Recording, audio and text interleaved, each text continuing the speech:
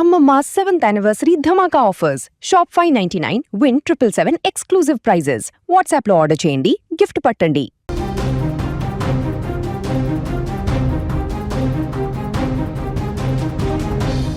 సమయం అర్ధరాత్రి దాటింది. సుమారు 1:30 గంట నుంచి 2 గంటల మధ్య ఉంటుంది. ఒక ప్రైవేట్ ట్రావెల్స్ బస్సు అహ్మదాబాద్ నుంచి రాజ్కోట్ వైపు వేగంగా దూసుకెళ్తోంది.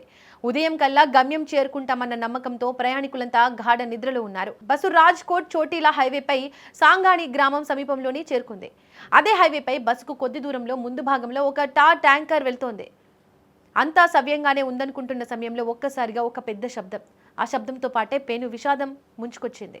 ముందు వెళ్తున్న ట్యాంకర్ టైరు అకస్మాత్తుగా పేలిపోయింది. ఆ వేగంతో టైర్ పేలడంతో ట్యాంకర్ డ్రైవర్ నియంత్రణ కోల్పోయాడు.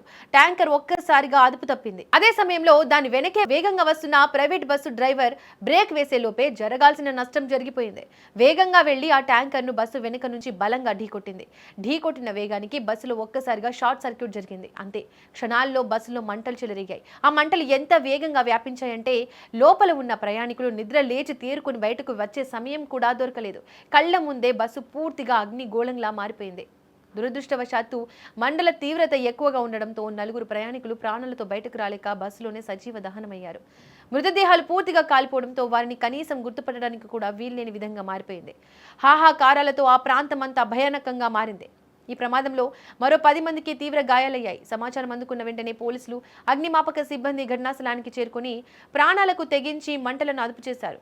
గాయపడిన వారిని హుటాహుటిన రాజ్కోట్లోని ఆసుపత్రికి తరలించారు. వీరిలో పలువురి పరిస్థితి విషమంగా ఉన్నట్లు తెలుస్తోంది.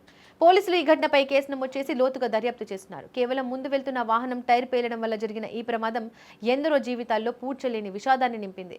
రాత్రిపూట ప్రయాణాల్లో డ్రైవర్లు అప్రమత్తంగా ఉండడం, ముందు వెళ్లే వాహనాలకి తగినంత దూరం పాటించడం ఎంత ముఖ్యమో ఈ ఘటన మరోసారి కళ్లకు కట్టింది. మరోవైపు వరుస బస్సు ప్రమాదాలు ప్రయాణికులను భయాందోళనకు గురిచేస్తున్నాయి. ఏదో ఒక చోట జరుగుతున్న ప్రమాదాలు ప్రయాణికులను ఆందోళన కలిగిస్తున్నాయి.